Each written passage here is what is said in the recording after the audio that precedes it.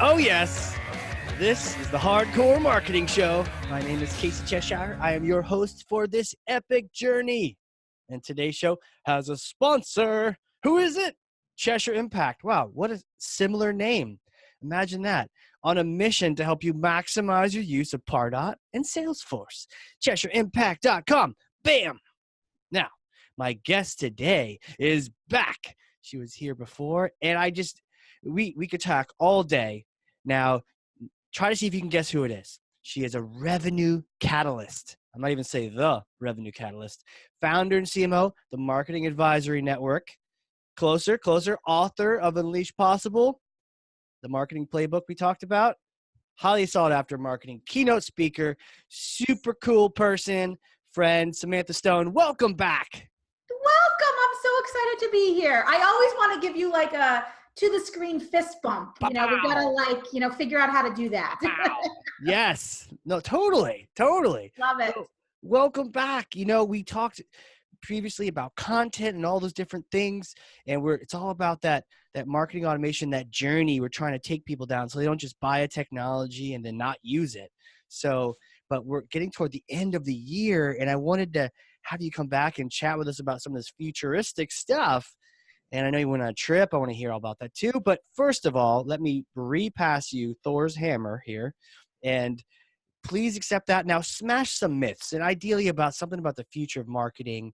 What are you hearing out there? You're connected to stuff. Are people predicting craziness? Smash something for me. I love it. I have fully accepted Thor's hammer. Yes. And, you know, one of the things that I think is really, I think there's two things I can smash if that's okay with you. Oh, yeah, totally. The first thing I want to smash is the illusion that artificial intelligence is only for big companies that have a lot of money and have data science teams. Okay. That is 100% not true.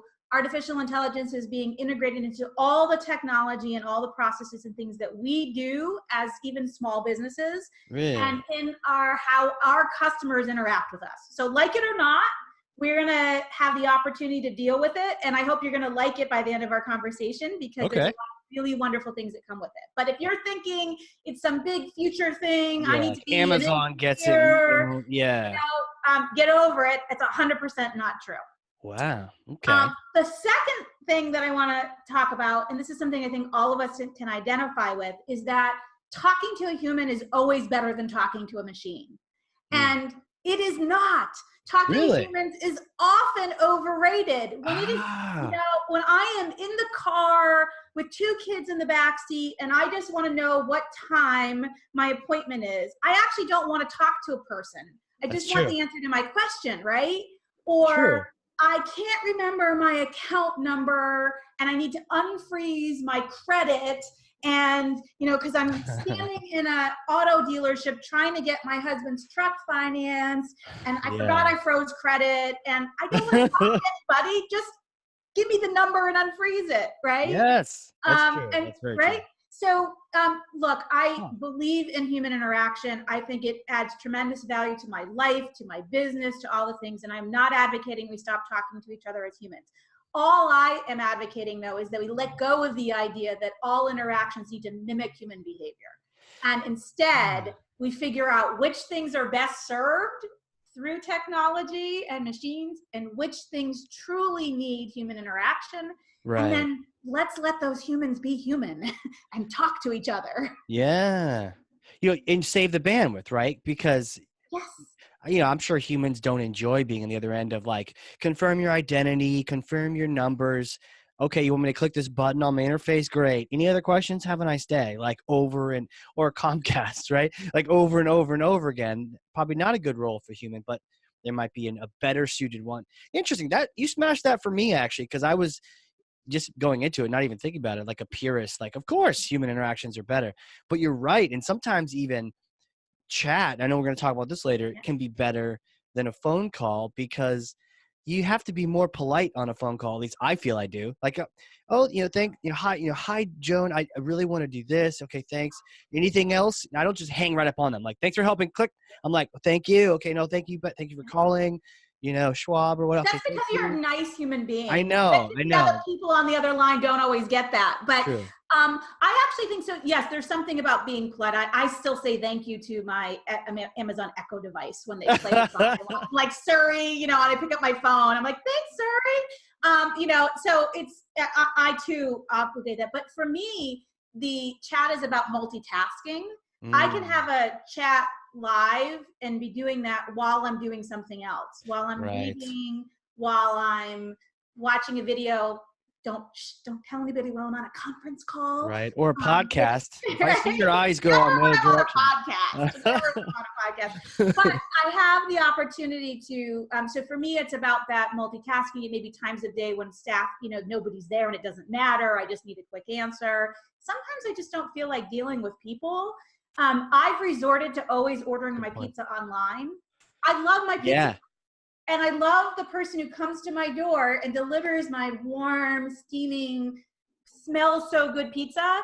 But the conversation of trying to tell them what I want, and everybody's in the background yelling. Oh, and that's the worst. who wants, olives, and who says no way, right? Like, I can just go online and type, and I don't need to interact. But when they come to the door and they deliver it, now I've got this really nice person there, and I can say hello, and we can smile, and he can explain. Sometimes they throw something in or offer me a coupon or something, and that's wonderful. And so for me, it's about convenience, and multitasking is often the case. Yeah, it's so interesting you bring up that point. It's like our interactions are not all the same. There's different kinds of ones. And I just ordered pizza last night, Domino's Pizza Tracker, and I can make sure I added the right thing. I can make sure I'm getting the right price. So easy. You can even hit one button. It's too easy.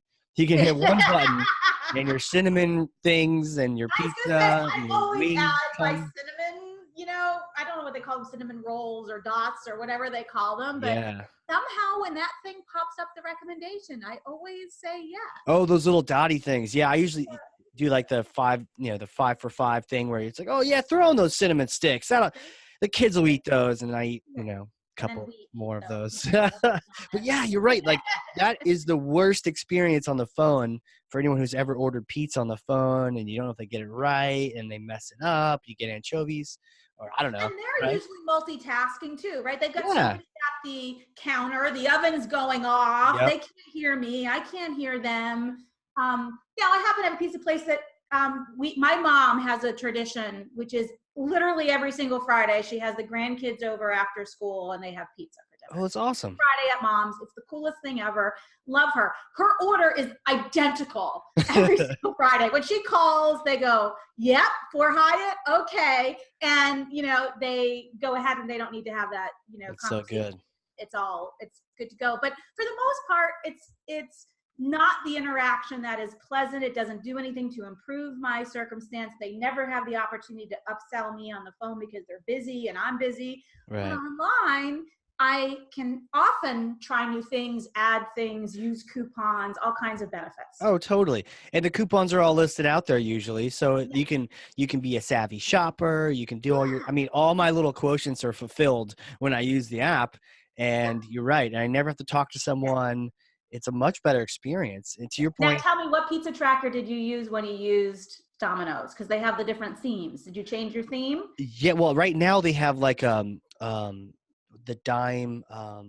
It's like a fundraiser. I haven't seen that one. Yeah, it's a fundraiser thing. So kind of all of them went away. But I use the island one. It's like the parrot. Yeah. It's like, hey, there's like an island. Hey, good day, man. Your pizza's in the oven. Yeah, man. And I'm like, yeah. My kids love it. They come over, look at the parrot talking. Pizza's almost ready. It's like so good. But it's really, I do love it. And a lot of places now have sort of taken on a similar thing where I can go in and I know who's got it and when it's being delivered and where it is in that stage of that process. Something I had no visibility into before. And then a human shows up and delivers me my food and we can have this human exchange. It's like, to me, the best combination of technology and human interaction in a local business level. For sure. And you can order Starbucks without feeling like one of those coffee people that, I can get really precise, right? Like I can get the sugar-free vanilla, but instead of having 4 pumps apparently it's 4 pumps is by default, I can have 2, or 3. But that way I'm not going up there ordering, can I get a skinny mocha with 2 pumps 105 degrees, Fahrenheit, please. You're just like, you just hit order and you show up. And a lot of people are doing that now where you don't even Yeah. have to. Yeah, just and they're showing up and they're there and their name is correct on their cup now, Yeah. right? 'Cause it's Oh, coming right. from the app. Right. It's like Cassie. Although I always thought that Starbucks was brilliant, that they actually had people misspell the names as a really interesting social marketing campaign because everybody Really? posts a picture of their name wrong. Have you ever had friends that do that, right? I did Yeah. that. So this is Samantha's version of a conspiracy theory, which is Okay. all about marketing, right? Yes, Which is good. I don't actually believe they created a campaign intentionally to do that, but I think it was this thing that happened that became Starbucks. I've never seen somebody in a non-Starbucks post a picture of their cup ever. But Right. I have lots of people in my feed at least once a month. It used to be every week that would post something with, their name misspelled. I'm with you. That's it.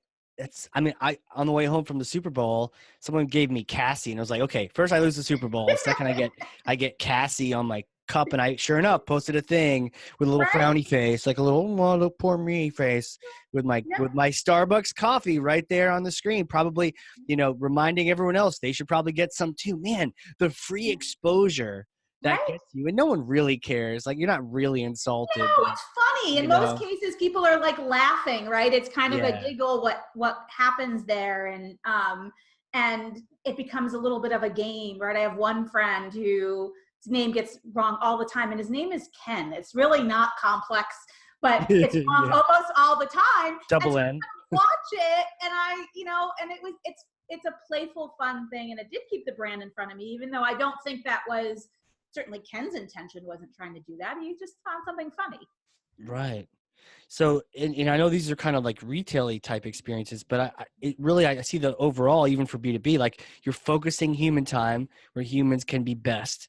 And also human time, not doing human time when they don't want to talk to you. I mean, I remember listening into a sales phone call with clearly not a lead who the first question they asked was, who are you again? And what do you do? Like, they have no idea. You're interrupting them. You don't want to call them. They don't want to call you. Probably not a good time for a human to make a phone call, Yep. Better time for technology in that situation. Absolutely. We have to let people sort of opt in. The other thing we have to recognize that people are reaching out to us with technology, right? They're using assistants. They're using scheduling software. Sure. They're, when we want to schedule even something as simple for a lot of B2B companies, people come and they want to see a demo of your product. Yeah. And Totally. I want to, just let me schedule it, right? I'm going to send you a link, show when I'm available. Let me click on it, whatever it may be. There are simple things that allow us to do that. Go ahead, ask me some questions so that you're showing me the stuff that's relevant. I'll answer them for you. If something is really complex, sure, maybe I'll have to have a conversation with someone first, but don't take away the friction in that moment. If I'm interested in scheduling it now, why do I need to fill out a form and wait an hour for somebody to call me back? Or maybe they call me back in 10 minutes, but I've stepped away from my desk now. And by the time we connect, it's 2 days later. And I don't remember why I wanted to see the demo in the first place anymore, right? Right. We can take all that friction out by using technology in intelligent ways. Yeah, I like the idea of you can even empower people and be transparent about it. You're like, look, hey, demo order form. When you're ready for it, what do you want to see? What do you not want to see? How long do you want to take? 5 minutes? 20 minutes? An hour? How long do you want? Amazing. Yeah, order up. Tell us how long they want to dedicate to it. We need to take an hour. I am unwilling to give you an hour of my time yet. Maybe it'll turn into an hour, but maybe I want 15 minutes. Let's just see if we're in the right ballpark before I invest an hour of time. Right? Yeah. It reminds me, I called Tesla recently. I read Elon's biography. It's such a good book. I recommend it to you and everyone. It's just inspiring. I even bought some stock after listening to the book because it was such a good book. And so I was like, yeah, let's get in the cause here. Let's find out about solar and batteries and cars. I get all the things you want in one spot, right? So I fill out their lead form and I get a call from someone who faithfully tried to connect with me. Eventually got me on the phone. Was like, hey, do you have a couple minutes? We can either show up at your house or you can talk to someone right now. It's like they got me on the phone. Let's not schedule a time for the next person. Right. Like they're ready right now. So we can drop them into this phone call. I'm like, okay, well, I only have like 15 minutes, but let's do this. They dropped the person right in. We had that sales qualification type call saying, hey, you got to get us your energy bill. We can help you figure out if it's worth it. They already looked at my house. So that guy had already looked at my house by the time we chatted. It was pretty cool. But to your point, I was there. I was ready for it. I had the time, a little bit of time to invest, and they just, took out the friction. Yeah, isn't that right? I had a similar experience with a roof recently. I was redoing the roof at my lake house, and I'm not there all the time. So coordinating meetings and appointments and schedules, it's not an easy thing to happen for me just because of the distance of where it is. And now that summer's over, I'm there even less. Right.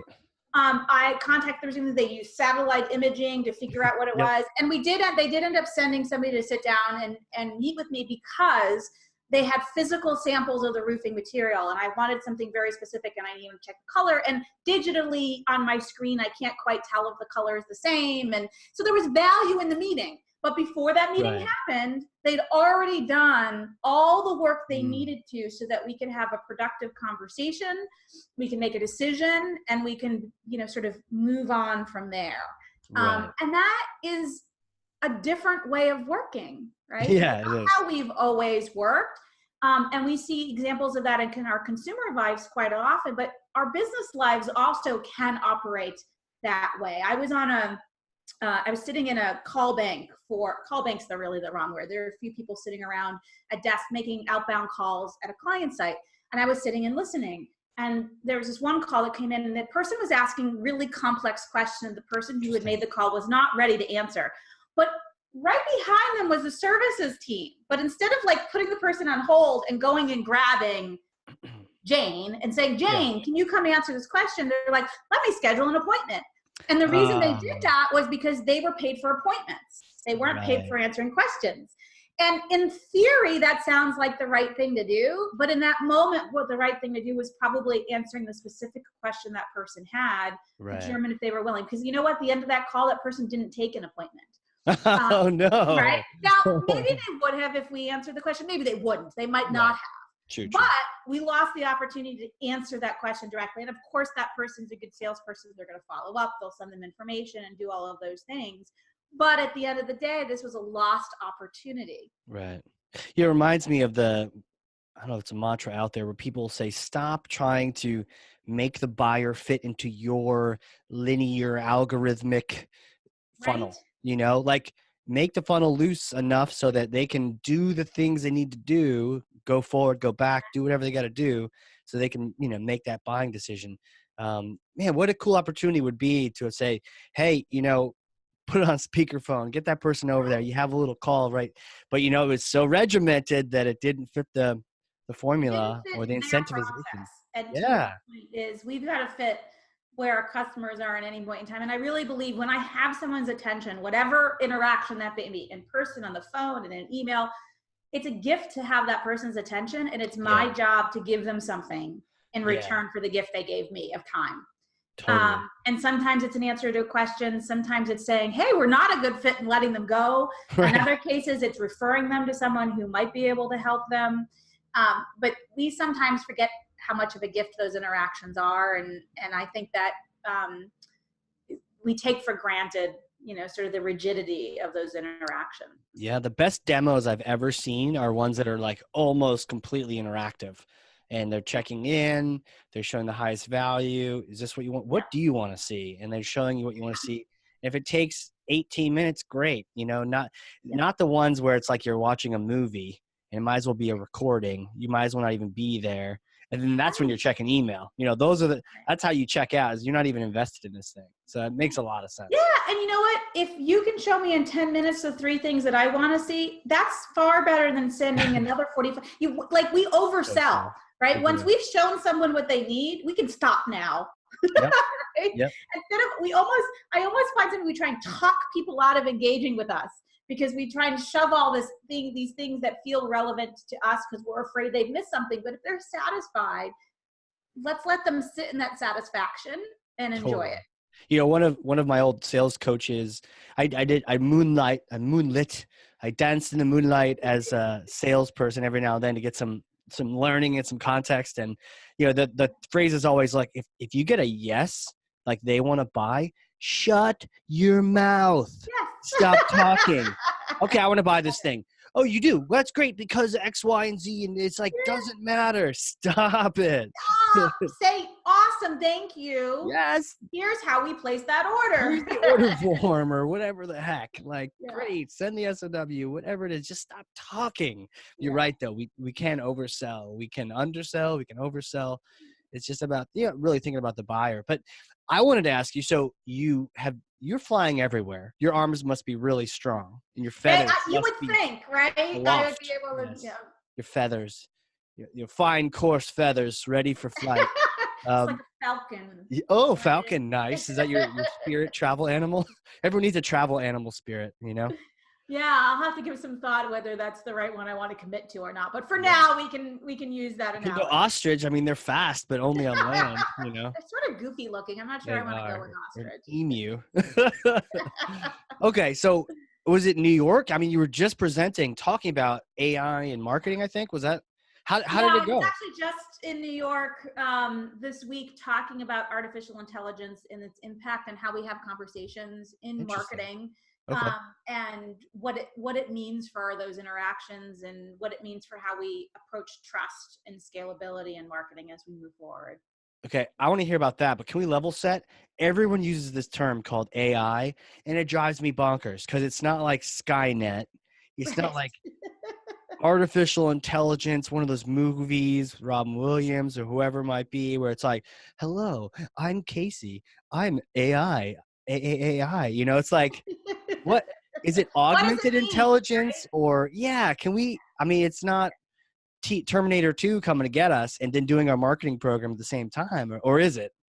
So it's not Terminator 2 coming to get us, but there is some truth to doing the program for us, certain pieces of the program. Okay. So I like to think of it in a very simple, sort of non-technical way of looking at the world. Yeah. Please. So the way marketing has been done for decades and the technology that we use has been rule-based automation.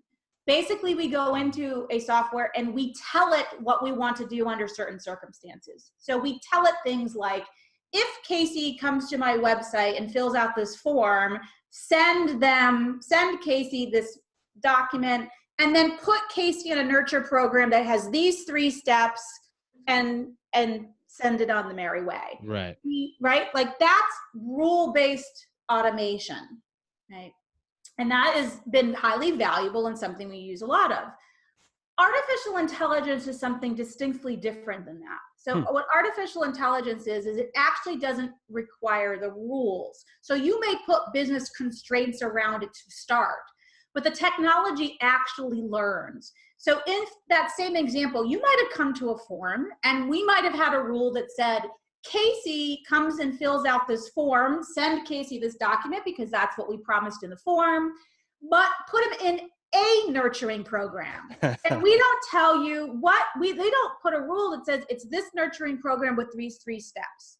We actually let the system decide based on looking at other people like Casey, maybe data it has about you, right? It will learn over time and adapt. It will look at things that you participate in and what you don't, and it will adjust for other Caseys in the future or for yourself should you come back and visit again. That's cool. The difference between rule-based automation and artificial intelligence. It does, in fact, learn, and it makes decisions and does things at a scale that humans simply can't do, right? We can't process that information in real time, like in sub-second moments, to be able to make those kinds of decisions and do those kinds of things. And at its heart, that's what artificial intelligence is. Now, you'll see a lot of people talk about something called machine learning. Yeah. And just to avoid confusion, machine learning is a part of artificial intelligence. Okay. So it's a component. It is in software, developing the mechanism so it can learn things. But the 2 terms are not quite synonymous, but people use them as if they are. So if somebody says we have a machine learning system or they're probably saying the same thing.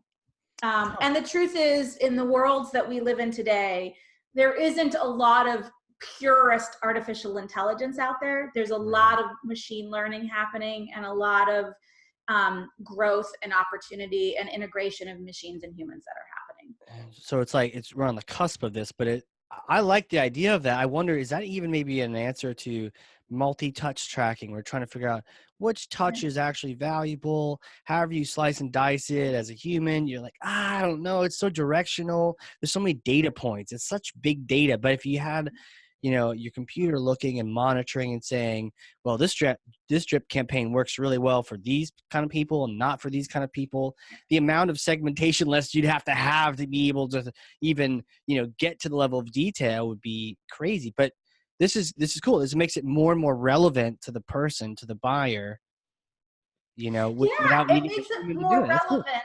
completely. And the reality is that when we do segmentation the way we do it today, it is better than not doing it at all. So there's True. nothing wrong with segmentation. It adds value. True.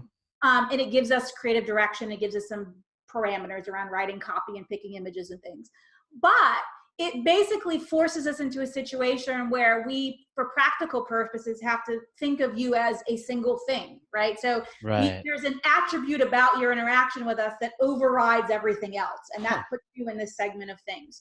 So I'll give you just a simple example of that. We often have communication nurture streams by the role of a person in a company. Right. Right? If they're Totally. the IT person versus the marketing person versus a finance person. That is an important attribute, but it isn't everything about you that might inform you what you're interested in.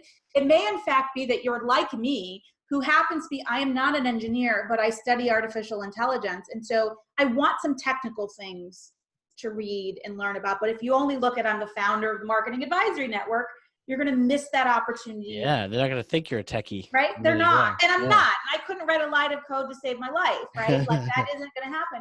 But that doesn't mean there aren't things that are, I want to deeply dig into and try and understand. And so the way we do automation and segmentation forces us to create these sort of artificial buckets we put people in.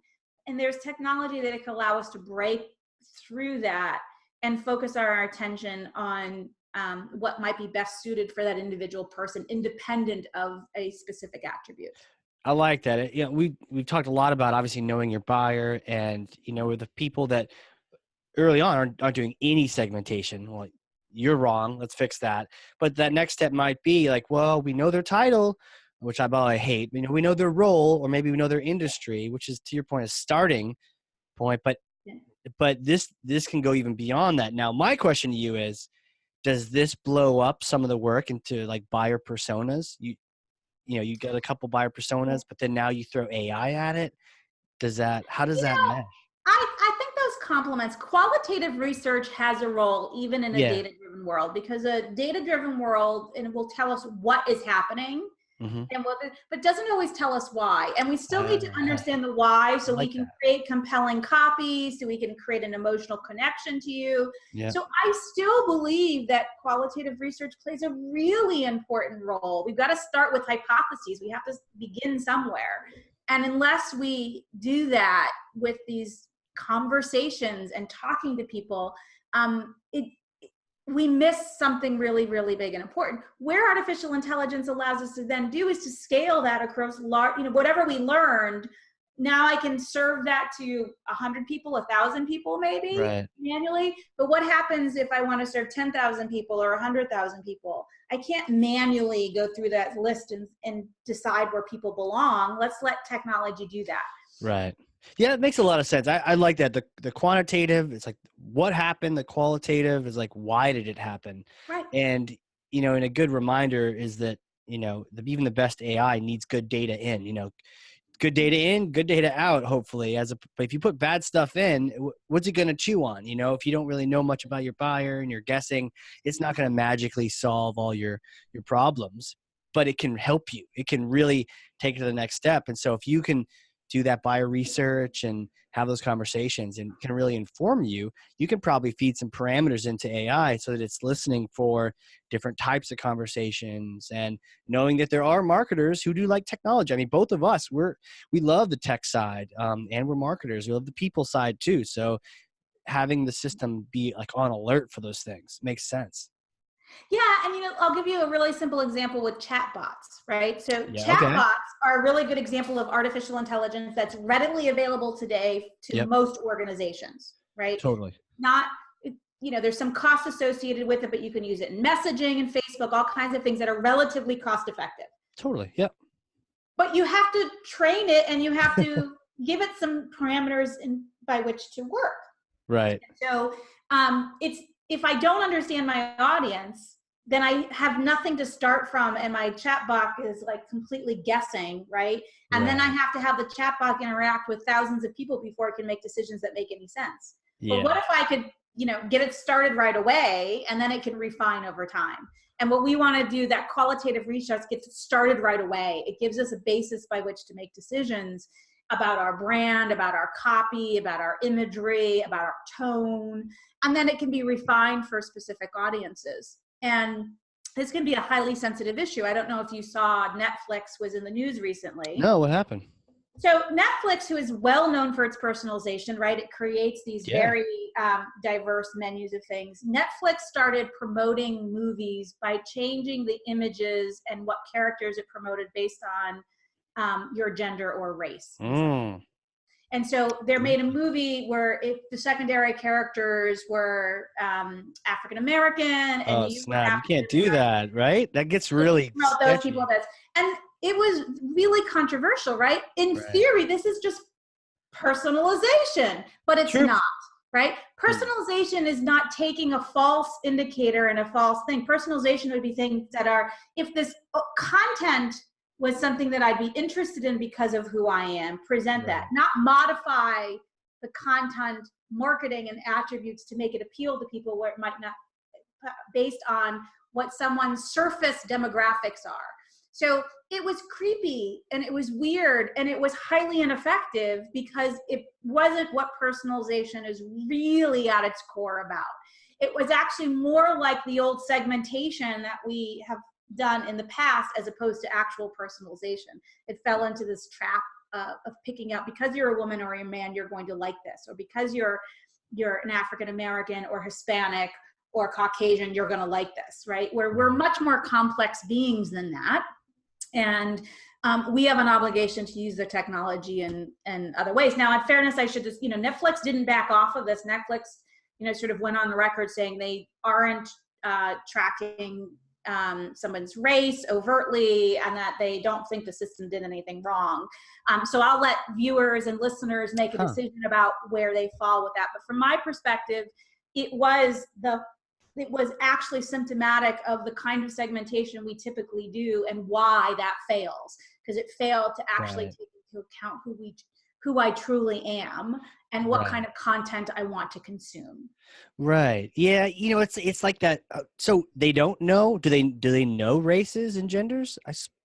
They do know genders because the icons show either if it's an egg, like a no picture, it shows like a girl icon or a boy icon. So it makes assumptions, I'm sure, in the system somewhere based on the name you put in, and you can pick whether you're man. But I could be a woman and I could pick a man's icon. You could. It's so if you go up and read with this, they have, it's limited in what they do. But at the end of the day, the net result was it changed content, imagery, and characters that it promoted based on someone's gender or race. Whether it was intentional or not, that's what happened. And there was, in my opinion, rightly so, frustration with that and concern about that being sort of misleading in what it was presenting to its viewers and attaching to things that were, in fact, not direct signals about what content might be relevant for me to watch, because it was just looking at one piece of me. It wasn't looking at all the other pieces of me that are also equally relevant. It's a little surface. I get that it might be directionally beneficial. Guys typically like guys things, but there's all sorts of flavors of everybody to the point where, you know what? I'll give you another conspiracy. I wonder why it isn't better. Come on, you're friggin' Netflix. You should be showing me. I should be binging 24/7 because I don't. But here's my conspiracy. Just like the gym, I think it's like Best Fitness. They have pizza there on Mondays. Why? So people don't come, because if you come, you're gonna eat pizza and it's gonna be not healthy for you. So because they don't want you to use all the facilities, right? Because they want That's an interesting they thing. want your subscription, but they don't need you to be there, because if everyone that paid was there wouldn't be enough room for everyone. So the idea is keep your subscription, you're doing the right thing, but don't come. So I wonder if Netflix isn't like, let's show you a couple things, but then let's show you a bunch of garbage that you're not going to necessarily watch. But every, harvest moon, we're going to show you something you really like. So you're like, yeah, I got to keep Netflix, Yes. you know? Yeah, that's interesting. I'll be sure. I will say from my perspective, there are several of us in the household, each have our own accounts. When you pull up the feeds, they are dramatically different from one person to the other. And they generally are pretty good at pulling out things that are of interest and relevant. But one of the things that's dangerous with artificial intelligence, and I think Netflix does a reasonable job on average about dealing with, is something called confirmation bias. And this is something, even in our marketing automation systems, we as marketers have to be aware of. What confirmation bias is I know you like something, so I only always show you that thing that I know you like. Right. So maybe it's in a music subscription. I know you like the Ramones and Green Day and Eric Clapton, so I'm going to show you only things that sound like Eric Clapton, Ramones, and Green Day. The problem is, I do like those things. There's nothing wrong with that, but I like a lot of other things. And you're missing the opportunity to connect with me about all these other things. So if my interests shift, if I get bored, it does that. So whether it's manual rule-based automation or it's artificial intelligence, we have to let the systems be smart enough and ourselves and our processes we build to avoid confirmation bias. And that's why in Netflix, you'll see things sometimes up in your feed that don't appear to make sense. And they're testing for, if I throw something out there that's different, how do you react to that? Because we don't know your whole being. We only know how you've interacted with Netflix before. Right. So we want to continue to make sure you subscribe and interact with Netflix forever. And that means we have to try these things. And sometimes we get it right. And sometimes it just feels like this weird thing. And they base it on popularity of things. I mean, they base it on a whole bunch of things to try and make that process intelligent. Right. But it is an important component of what happens when we use these technologies. And we have to make sure we avoid that. And I see that happen a lot in our nurture streams. Gosh, they like email and they care about email security. So I'm just going to send them emails about email security over and over and over and over and over and over again. Yeah. And at some point, you might saturate that person when in fact they do care about that, or they used to. And now they care about 13 other things, and they stop reading us because we only sent them the same thing over and over and over again. Right. Yeah. Some of the best campaigns have been like cross sells and upsells to existing customers. Let me show you something you have no idea. Like just see what happens. Choose your own adventure. Do you want to see any more of this stuff or not? I wish Netflix did a little more of that, even, because show me something I don't know. That's why like fly on a Delta, flight, and you got one of those little screens. You can watch some free movies. I'll try something out. I actually like some foreign films, like, Korean or Japanese, or the different cultures and different languages. I can roll with subtitles and I dig it. Though I will say the Koreans are a little dark with the movies, at least on Delta. They've got some pretty heavy content. I had to shut one off because I was like, I'm going on vacation. I don't need to be watching this thing. But yeah, I love just exploring different cultures that way. So yeah, like including enough flexibility, whether you're a Netflix or you're a nurture campaign, to adapt and avoid that confirmation bias. It makes a lot of sense. I think I'll add one other thing that's really dangerous about that is allowing a kid to get into your profile on Netflix, because the number of rainbow pony and mermaidia that appears on my feed is crazy. It's really funny that you should say that. My husband, we had house guests that stayed with us a couple years ago that had a little young children. Sure. And I wasn't paying attention to what account we were logged in. And I was putting Minions on for them to watch when it was bedtime. They had like a big air mattress, and I put it on for them. And from then on, my husband for a long time had like the Minion stuff pop up.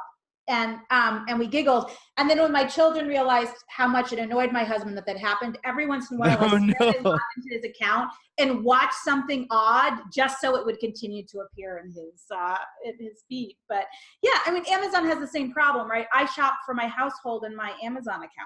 Right. So I sometimes buy guitar picks they're certainly not for me. I don't play the guitar. And other times I buy things that are specifically for me. And it's hard for the system. The system doesn't really have a way of knowing that I'm shopping for me or shopping for someone else. But artificial intelligence over time with enough data starts to get good at understanding that. But it takes a lot of data to be able to make those kinds of distinctions, especially in environments where you have sort of single profile serving lots of different people across a household or across, even a business. Totally.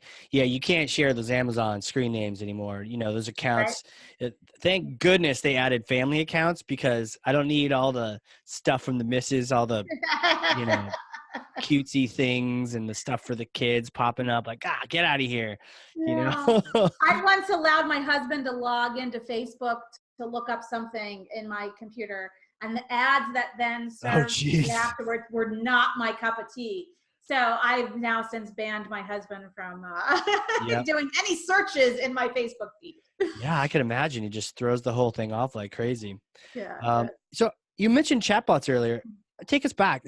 Obviously Drift, great dudes. A lot of other apps out there too. I mean, is it just a chatbot or chat box, or how much do you see AI really coming to play in that? Are we just programming nurtures, but in chat, or how do you see that all shaking up, and what's the future of it, you think?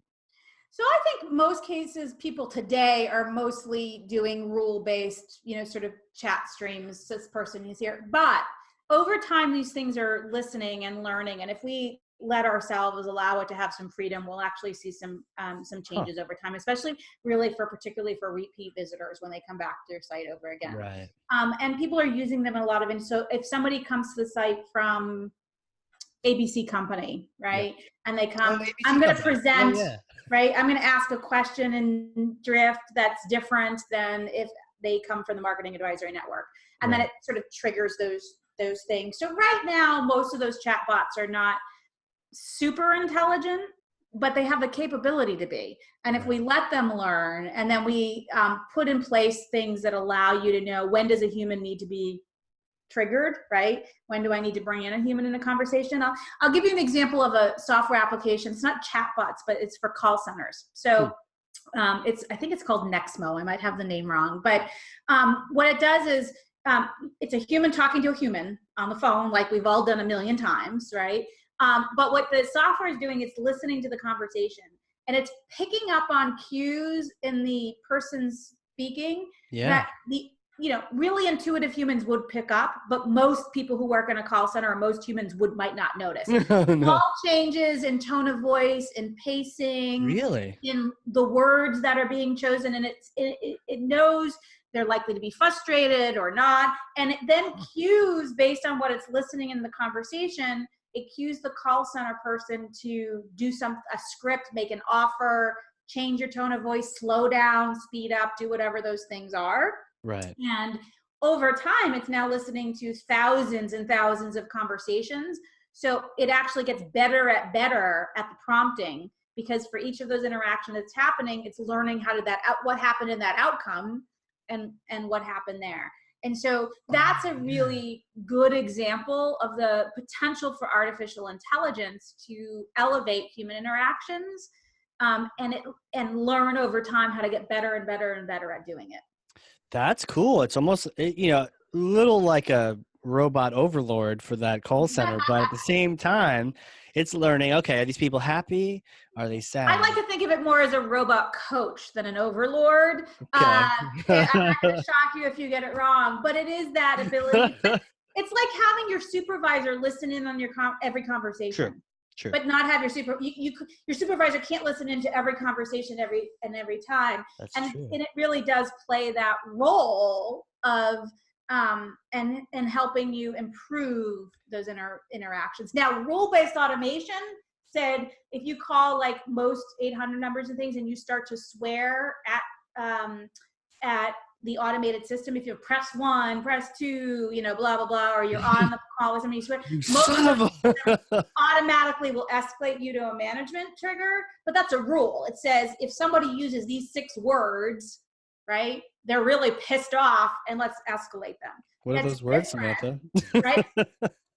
I don't know this from personal experience. Sure. I will say I try not to curse Yeah. on calls with people, but that's the difference between a rule and the potential for artificial intelligence. Interesting. You know, it reminds me of Citizens Bank, who has the worst telephone thing I've used in a long time. And it's like, enter this number or nothing. I'm like, I don't have this freaking number, people. And yeah, and no way I had a around it. recent negative exchange with them. Unfortunately, they had an outage. I'm not sure if you were aware of it, but their online banking system went down, and their communication on it, I was really poor. I was really disappointed. It was not a good example. Yeah. And I actually found a workaround on my own. When I changed browsers, I was able to get into my account. Now I had to keep changing browsers because like the third time that I would log in that browser would no longer work and I had to switch. Right. But why weren't the company communicating that workaround to people to at least get them through that day, that moment, that frustration? And it's not because the people that I was interacting with, they're evil and just want to torture me. Yeah. I'm sure they didn't know that, but I'm not that smart. If I could figure that out, I'm pretty sure someone else figured it out. Yeah.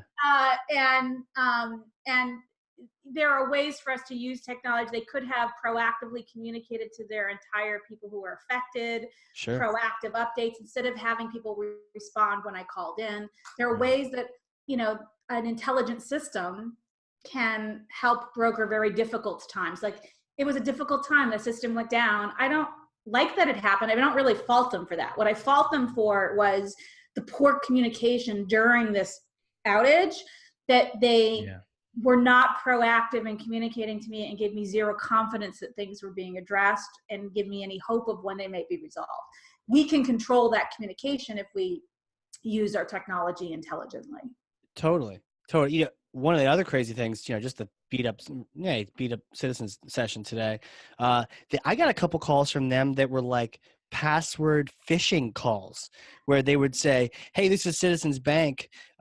We need to talk to you about something that happened to your account. Can you please confirm your account details? Can you confirm your... Yeah, was that a real call and not somebody, Sam? It was a real call. And I was like, wait a second. I don't feel... You're not supposed to call me and ask me that. How do I know you're you and not somebody else? I don't know. They're like, well, here's a number you can call. And so I end up calling actual citizens' number and they get rerouted back to them. And it was real. But I'm like, you shouldn't do that. Anyone that goes with it is like getting set up for, you know, someone else could call and be like, hey, let me find out the 4 things I need to be able to confirm that I'm part of your account. You know, it's so crazy. But that sounds really uncomfortable and not the ideal situation for sure.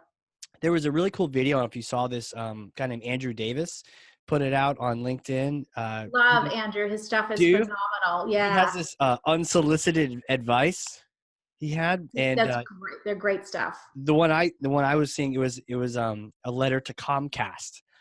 And I didn't see that one in particular. That one? You got to see that one.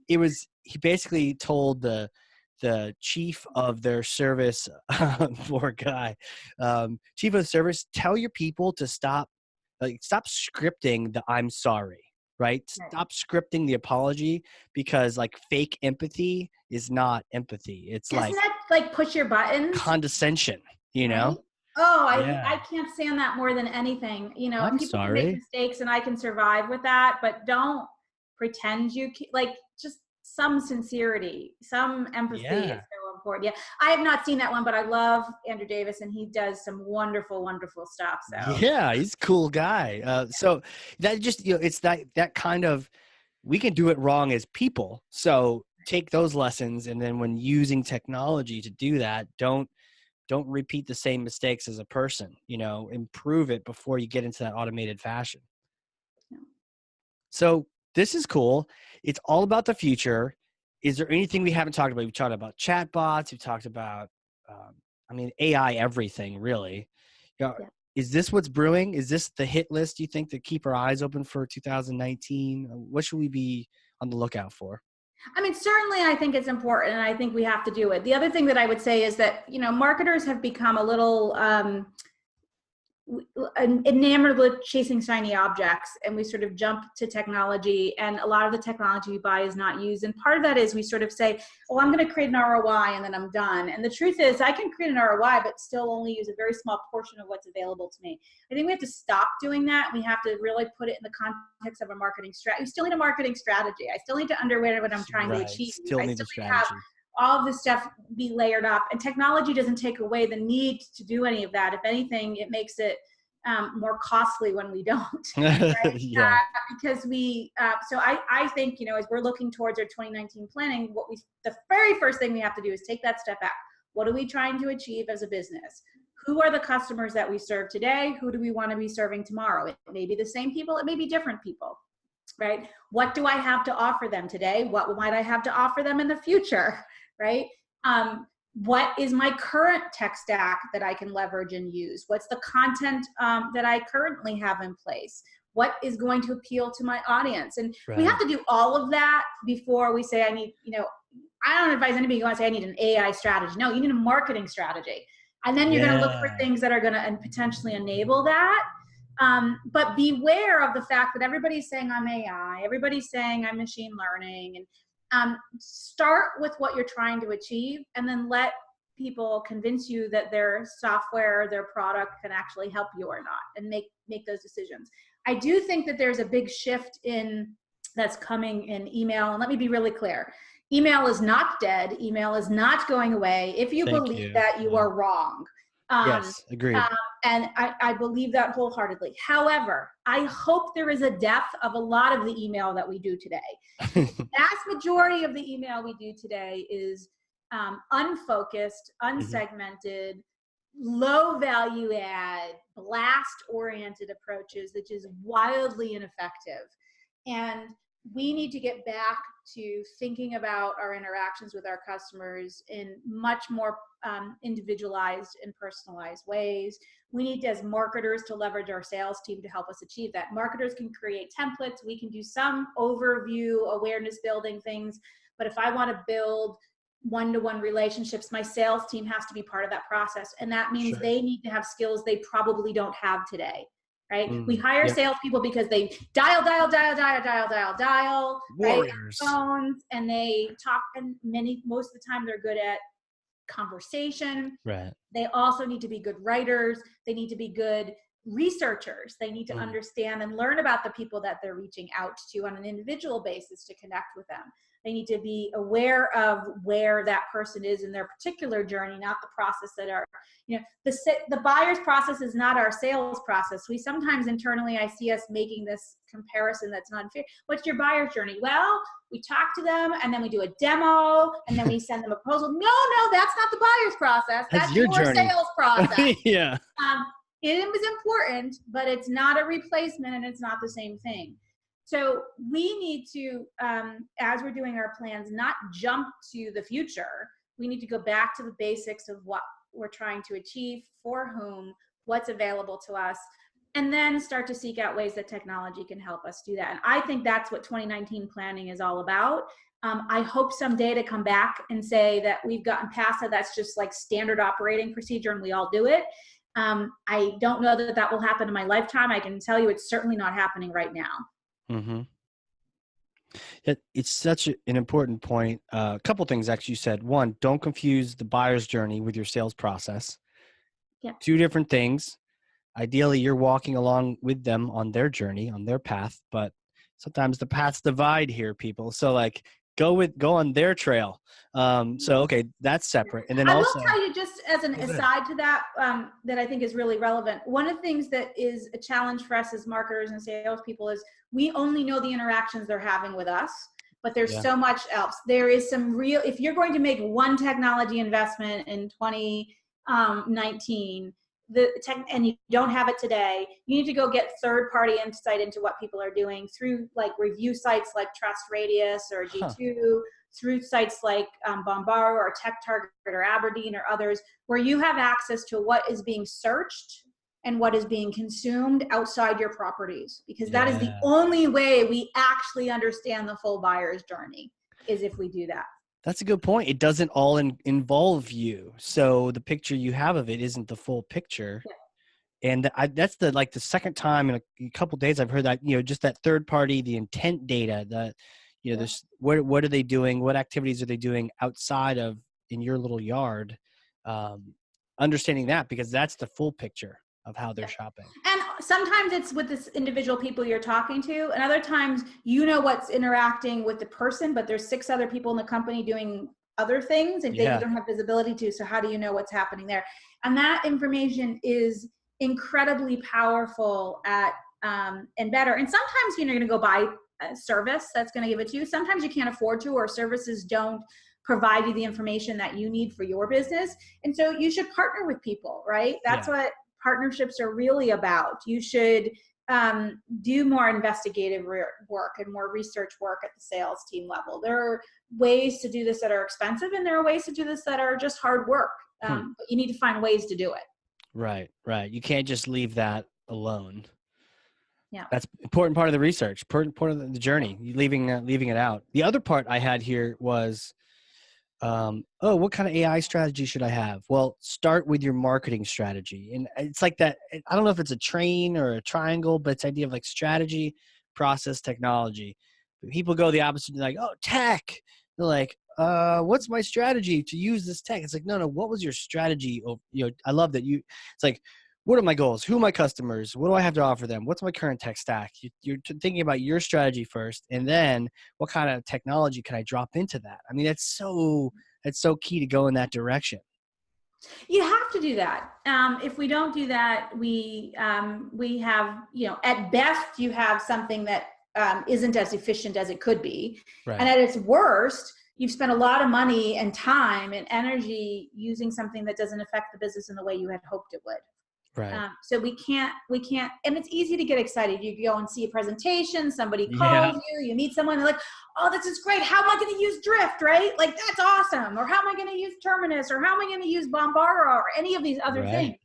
But when we start in that direction, we never optimize it. We've got to understand what we're trying to do and then layer in those things to help us. And they're highly valuable, right? They're very useful. I have a client, for example, that just turned on Drift about a week ago, and they've already secured meetings. Now, some of those meetings might have happened beforehand, but certainly not all of them, because we know how many meetings on average they were setting before, right? It's been a very useful tool for them, but they thought aloud about what was the content they were going to use, what pages they're going to put it on, what was their strategy of who they were focused on. We rolled out an ABM program before we turned on the tech.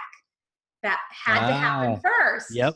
Right? Otherwise, people would just be another tool that had nothing behind it to bolster it. Yeah, like a patchwork quilt. It's all just sort of disjointed and everything like that. So, one of the things I wanted to do was I wanted to bring up your book, because I think, and I know we've talked a little bit about the work you put into it and the different examples. You really thought about the best way to teach this stuff. And how's it going? Have you seeing the numbers, the reviews on Amazon? Or, I mean, this is, and we're going to link to it again on this episode. I mean, unleash possible. There's so many things that are possible, but you have stories throughout it. And I mean, it's like a model. I'm trying to write my own book, and it's just a beautiful model of this. I don't even think I'm going to even feel half the shoe, but it's like beautiful. It's such a good book. How's it going? Thank you. Well, I just celebrated the 2nd anniversary of the book, our cotton anniversary, as I'm told, which we celebrated with cotton candy, because that was much more fitting my personality. Yeah. But, I'm so grateful for and so happy that to this day, every week a reader reaches out to me and has a question or a comment or telling me how they're using the book. And that is all that I could hope for. So, I encourage people to write reviews. Not all of them do, and that's fine. But the people who reach out and talk with me, and just yesterday I talked to a gentleman who is going to use it as the foundation for their marketing planning for 2019. Awesome. The section, and he doesn't get better than that. That's amazing. And so I feel very grateful that I have readers, and those readers are using what's in the book. It was the intention and the spirit of it. And even a couple years later, I went through it the other day thinking, I wonder how outdated things are. I did write it 2 years ago. but there's almost nothing I would change. I mean, sure, I could put more fresh examples in Sure. and I could update it, but the truth is the foundation, the principles that are in there are as true today as they were a couple years ago. And the readers who are reaching out to me prove that Right. is the case. So I'm very lucky and very fortunate that I get to do that, and I get to have people read it. I use these principles with all of my clients all the time. Right. I get to do workshops with people about the things that are in it, and I'm just very fortunate and very lucky that I could have an impact in this way. Right. That must be so cool getting those emails of just like, thank you, or what do you mean by this, or just the fact that they've read it. Sometimes we have books and shelves that we don't read. This is one of those ones you want to read. And by the way, the stories are timeless. It reads like a Harvard business, like a case study example. You're just like, oh yeah, here's a company X and here's what you can learn from it. There's so much to it. So I'm glad that you mentioned that he was creating a plan out of it, because there's no way you can do all of it in a week or a month. I mean, this is like, what are we going to do next year? Let's attack. I wonder if you could even do like a chapter a month. Let's attack this. Oh, that would be really great. I would love that. I think there are 12 chapters. So maybe there's more. Or 12 steps. Is it a 12-step program? A 12-step program. Hey, if that works Either for way. you, I'm all for it. So, totally. yeah, I feel really lucky that happens, and I'm very grateful that people are using it in that way. And I will tell you, there's nothing better than waking up and seeing a communication, whether it's a LinkedIn email, which is a lot of ways I get it, or a regular email. I rarely get inbound phone calls, although feel free to do that if people want to. I encourage people to reach out. I think people are afraid to reach out to authors and speakers, and they think somehow they're, don't be afraid. There's nothing better. Like, ask me questions. Like, if you ask me questions, that means you read it and they're trying to apply it to your job. And that is the best reward possible for the book. So I get many of those, and I hope to continue to get many of them more as more and more people have an opportunity to use it for their own practice. For sure. Your cotton anniversary, and then all the other ones. Right? With a free voucher for cotton candy and all future book sales. Like, wouldn't that be fun? I would buy more copies of my book if each one came with cotton candy. The crazy ideas that happen on this show. You and I start chatting, for sure. A little insert. Hey, if you rate us on Amazon, we'll send you cotton candy. Ciao. I did send to the people. The way I had done the forward was actually unusual. I had 3 people write a forward. One was a venture capitalist, one was a CEO, and one was a CMO. And I did that intentionally to sort of think about marketing from all those angles. Wow. And then, of course, I had a very talented editor. And I did send them all a cotton candy martini glass with like the special little cotton candy that's meant to be in a little cocktail. Yes. So that was our way of celebrating. And I'll tell you, when I published it, I did not think it would have 2 years of durability in it. Not because the content wouldn't have been able to, but I just figured people sort of move on. And it has not been the case. And I'm so happy. And there's so many wonderful books that I read every day. I just finished reading Break the Wheel from Jay Acunzo, which is a really great book about, not falling to prey of best practices, but thinking about the advice that you get in the world and how does it apply to you and your business. And it was a great thought starter.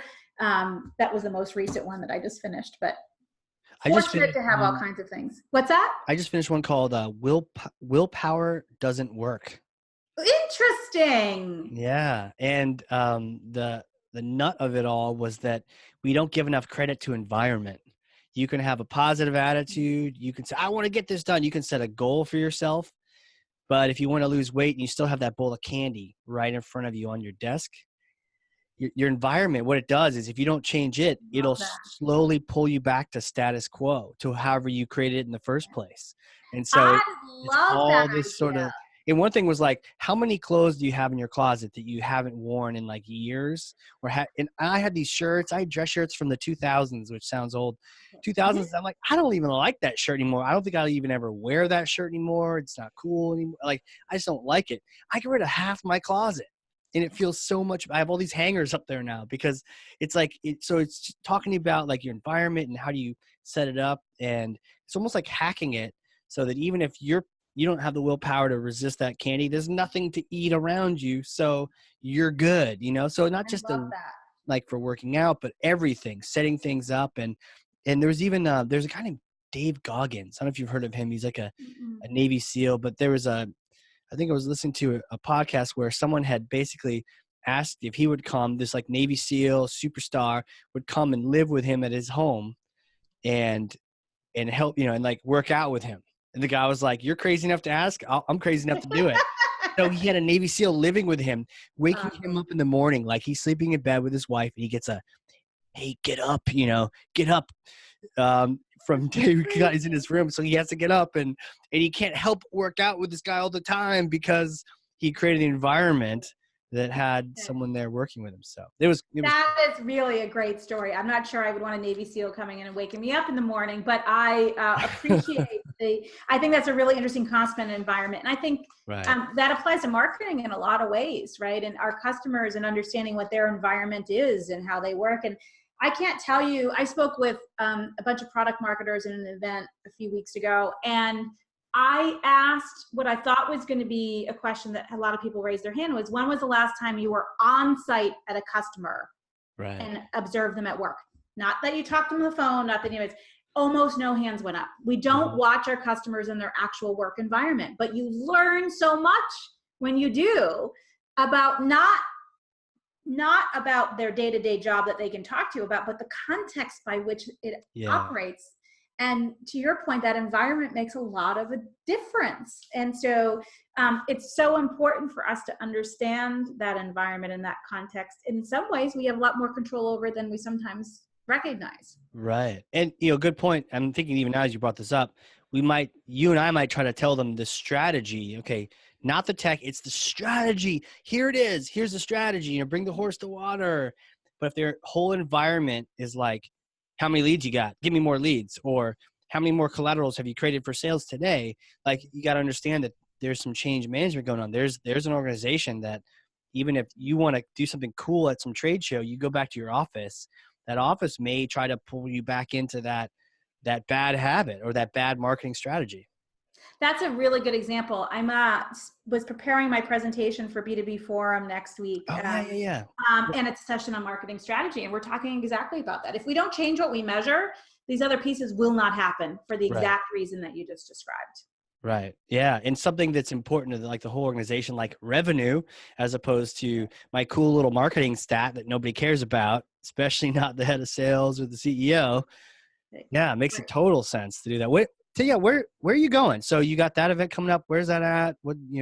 So that's coming up in San Francisco next week, which I'm super excited about. I think it's the first time the B2B Forum's been on the West Coast. It's usually here local to Boston where I am. So it'll be a treat to do it there in a different environment and shake things up a little bit, which is great. And that's the Marketing Props event. And then B2B Marketing Conference done by Demand Gen Report is coming up early next year. I'm not traveling too much after this trip next week until the new year. I have a bunch of client engagements, but I'm trying to spend some time with the family, and we are going on a wonderful vacation with all 6 of us, my husband, myself, and our 4 children in December. And Where? I've not done that in a very long time. Where are you going?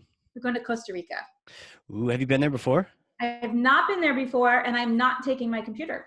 So I'm really, I'm not brave enough to not take my phone, but I'm not going to take my computer, which will at least limit the kinds of things I can respond to. And we're super excited about that. So that is awesome. And then I recently brought on a partner for my business. I've been sort of on my own for a long time, and that happened a few weeks ago. So we are entering a new stage of our business, which is wonderful. So we're doing our planning for 2019. Yes. Eating our own cooking here, right? The things that we tell our clients to do. And so it's been a really, it's a busy end of year, but a really exciting one for us and for our clients as we're helping them wrap up their plans for next year. Lots of ABM going on in 2019. Okay. You hear ABM, AI, things are happening, plan it out. But again, strategy first. Always. Strategy first. Always first. Always strategy first. Yeah, try not to check that phone too much. I was down in Miami with the family, and sure enough, we were at the pool. It was a beautiful day, and I checked the email, and it was some stupid thing from some vendor, like, give me my $80, and it's like, hold on, we're big enough. We have this AR process. Like, I'm sure you'll get paid bro. Don't worry about it. It was just one of those things where you should not even think about it, but it got me in the mindset. That whole day I was like fuming about that guy. So if you can lock that in your hotel safe and then tell your kids to do the password. Yeah, there you go. Yeah, I'm going to be I think I'm going to be pretty good about it. And we're already working with clients to make sure I can have that time. It's precious time as my kids get older. All of us being together is harder and harder to do. Oh, totally. So I'm thrilled to be doing it, and also thrilled to be working with clients with some really big stuff and they're planning next year. And they're really taking the time to take that step back and look at their market and their opportunity and what they're good at, what they're not good at, and when they want to be. And that's the really fun work. Awesome. Well, you'll have to give me some tips on Costa Rica. I haven't been, so I will let you know how it goes. Yeah. I, however, have cheated. I used a travel agency that does these kinds of tours to arrange. So we're not part of a tour group. I didn't want to do that. It's all private. But I said, here's all the stuff I want to do. I want a zip line. I want a volcano. I want to sit in a hot spring. I want to be on the beach. Right. And I want to go through the jungle. Right. I want to see a sloth. Like I listed, literally, that's what I did. And they came back and said, hey, here's your hotels. Here's your tours. Wow.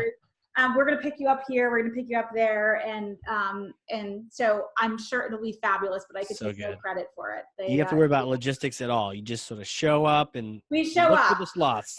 We show up. Exactly. That's and awesome. Every day they give us a little, who's picking us up when and where are they taking us. And I'm very excited for that.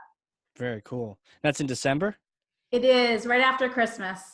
Yeah. So getting out of our crazy weather up here in December sounds perfect. I booked this trip, believe it or not, last February. I was cold and sick of winter. And I told my husband, I am not going another winter without a break. Yep. So in February, and one of those days where we had another foot of snow and I was sick of it, I got online, I called Kensington Tours, and I booked us in Costa Rica. That's cool. Yeah. So I totally relate. We're doing a little family cruise. We're going to try it out in February. Fun! To, get the kids out there. And to your point, you got to have a little break. I mean, it's character building being up here. That's right. Frosty New England. That's right. We're hardy people, but it's nice to take a little bit of a break and just enjoy each other's company. And honestly, I find those breaks bring with it the best ideas, right? We need to turn our brains off. We need to get out of the checklist and the to-dos and be able to come back with just a new perspective and a fresh mind and a rested brain. Rested brains have great ideas. Tired brains get stuff done. And we need to both get stuff done and have great ideas. And so this will be the best way to start 2019 is to take this little break. 100%. Rested brains work out. Tired brains eat candy. Exactly. So get your sleep and although I'm sure I'll do my fair share of eating candy too over the holidays. Well, and pina coladas and all the things down there in the islands. Yeah. But can't wait I'm thinking frosty drinks and fabulous fresh fruit, and I don't really quite know what to expect in terms of what we're eating, but I'm sure it'll be amazing. Yeah, I'm sure it'll be awesome. Well, photos or it didn't happen. Yeah, that's right. We'll do. I promise. Well, this has been awesome. I don't know if you look at the clock. Just whenever we start chatting, ideas, Netflix, throwing our banks under the bus, whatever it is, it's fun. And I learned so much, and then we have a blast, and time just zip flies. Maybe if we keep chatting, it'll be time for vacation again. I don't know. I like that. I like that. Yeah. Thank you for having me. It was really great to talk about it. And I do think the timing is really good for people as they're thinking about next year to just remember to give themselves that moment of pause while we're closing the year and we have all the pressure of end of year business to do, we can't ignore that step back and that planning for next year. And I know that's a really hard thing to juggle. I do it myself. My clients do it every day. But it is worth doing. So hopefully this has inspired people to make that juggle a little bit more interesting. Yeah, totally worth it. Throw out some links. Where can people contact you, follow you? Obviously your book, we're going to put it in there, Unleash Possible.